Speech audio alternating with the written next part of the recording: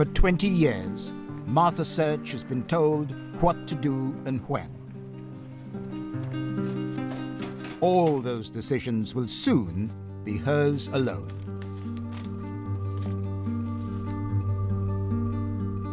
Prison inmates on long sentences survive partly on dreams of freedom.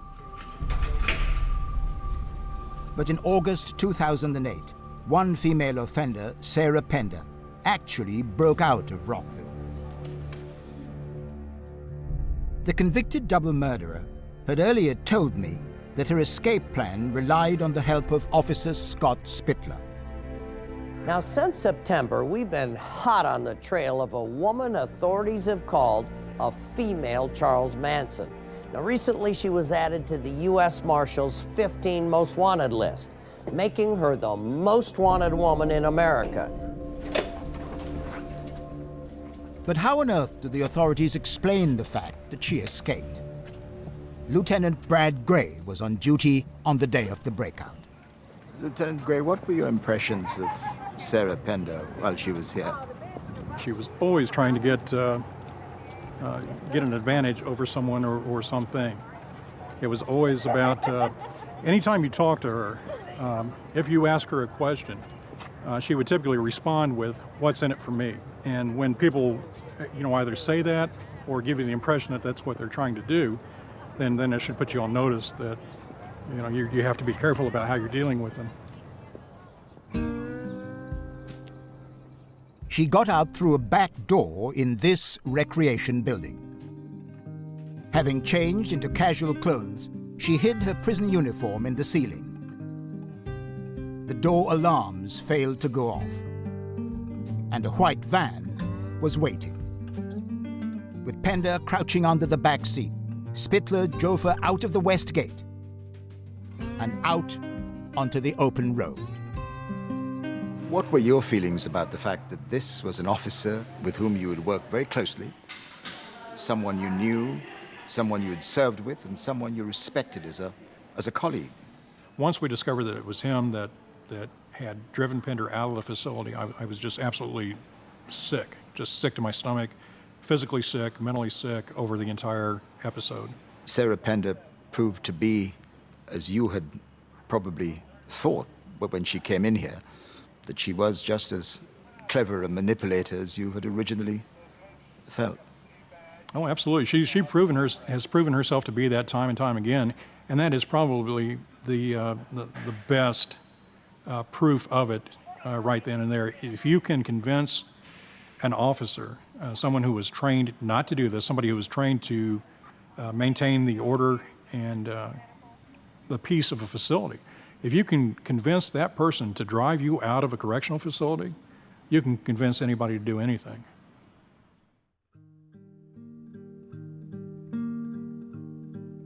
The authorities were bruised by Sarah Pender's escape.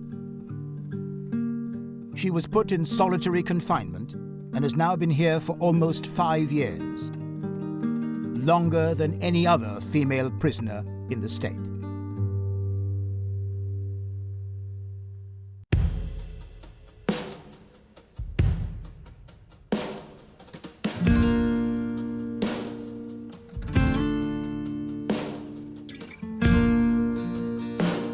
Of the 1,200 offenders at Rockville Correctional Facility, 85% of them are mothers.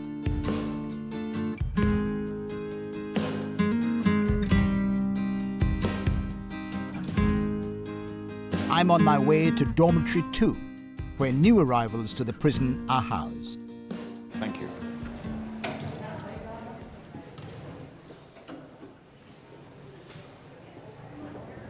Paula McIntosh, a mother of 4, was beginning the difficult process of adjustment. Paula, what was your first night like here? I like going in and seeing all the new girls. Was it a very talkative dorm? Did you get some sleep? They let me sleep. They helped me. They talked to me a little bit, told me if I needed any shampoo or anything, they'd help me out. But yeah, a lot of noise, a lot of echoes. You can wake up easy, What was the biggest shock to you coming into intake? When you get not really to intake, just like when you drive up in that vehicle and you turn around and you see that, like, the last gate close, it's like your heart goes instant. Yeah, it's really hard. It's Will like, you have a visit soon, or? No, my family won't come up here. Like, my dad, like, he doesn't really come and see us because it's just really hard on him. So I'm pretty sure I won't get no visits. Why won't your father come to see you? I think it's too hard on him because there's me, and then my brother's just turned 18, and he's locked up, and it's just like a pattern, you know? And I think it's really hard on him, so he won't come see me. It's hard on him, but it's also very tough on you that he wouldn't come to see you. Yep. Plus, he's got my daughter. He's got my 9-year-old right now. So, you know, he's got a lot of responsibilities on him, so. I just have to, I don't know, pray for him, that's all I can do. Your daughter is 9. At that age, she's able to understand a great deal. I wonder what your father said to her or says to her about your situation. She knows. Melissa's been like, I've been locked up before. My daughter's Melissa, and she's really strong, and she knows everything. I don't lie to her. I told her she knows about my drug use. She knows about she knows everything. And I called her this time and told her I was going to prison, and she's like, just keep your head up. Gosh, that's pretty tear-jerking to be told by your 9-year-old daughter to keep your head up. But even for you to make a call to say that you're going to prison. Yep. Yeah. And you have no idea when you'll see her again? No.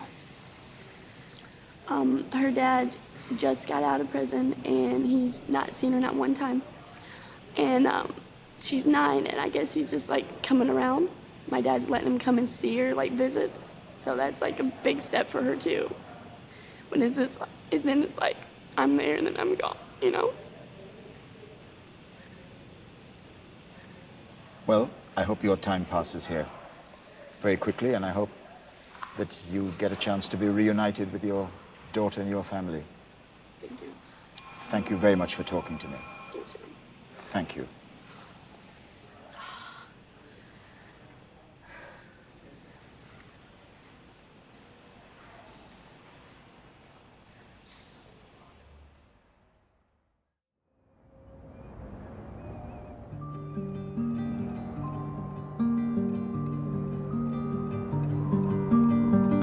At Indiana Women's Prison, it's morning recreation. It's a chance for inmates to make friends and cultivate relationships, which can be a desperately important part of prison life.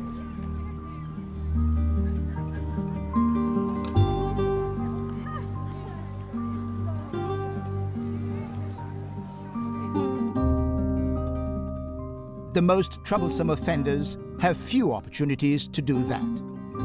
They are confined to this segregation unit.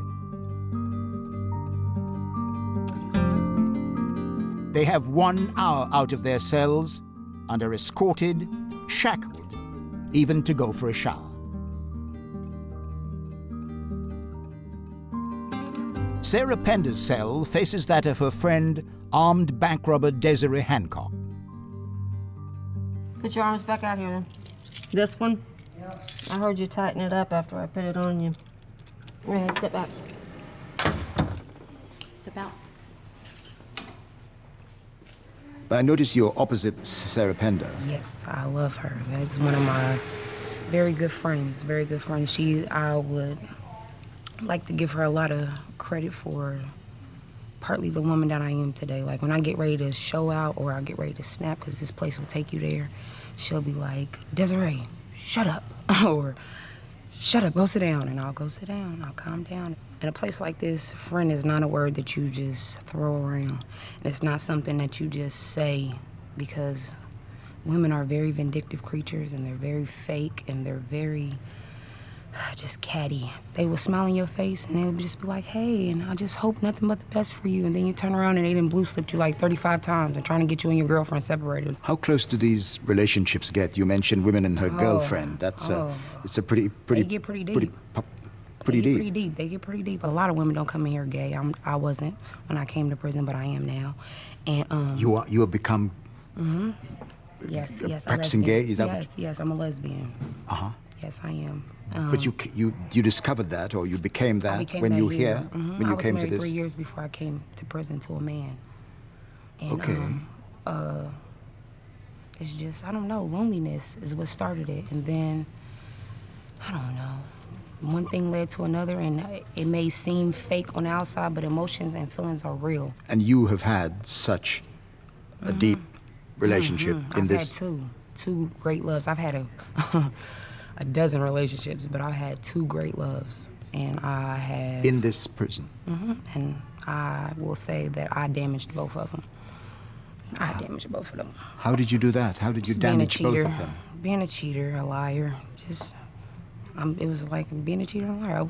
Like when you're in a relationship, it's like being a kid in a candy store. It's not just one. It's not one girl. It's 740 girls. So, and out of the 740, probably only 40 ain't gay. The rest of them, this is the gayest place on earth. The rest of them are all gay.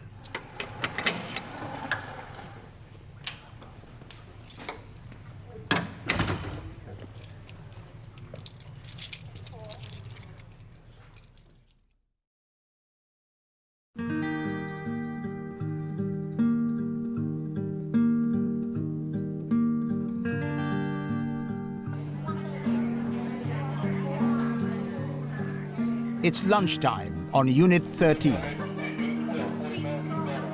Inmates follow a well-marked out route to the food hall.